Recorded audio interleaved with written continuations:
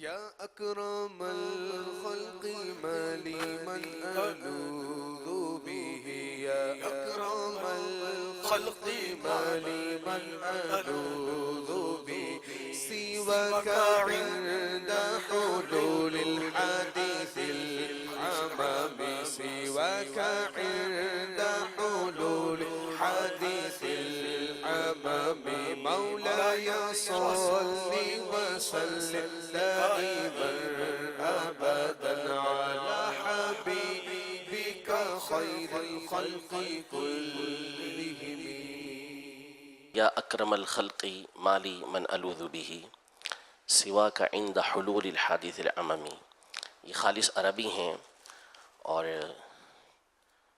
یہ جو پڑھ رہے تھے تو جو عربی پڑھی جا رہی تھی تو یہ ساتھ ساتھ پڑھ رہے تھے.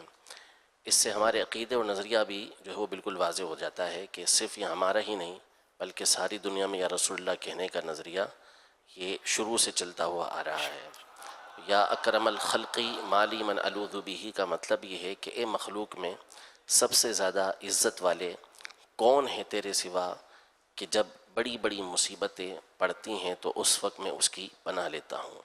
یعنی حقیقی مددگار جو اللہ تبارک و تعالی ہے، اس نے اپنی عطا سے نبی رحمت صلی اللہ علیہ وسلم کو ہمارے لیے پناہ گاہ بنایا ہے. نبی پاک صلی اللہ علیہ وسلم بڑی بڑی مصیبتوں کو ہم سے دور کرنے والے اور ہمیں پناہ عطا فرمانے والے ہیں.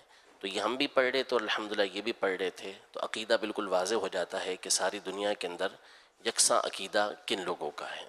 سبحان اللہ.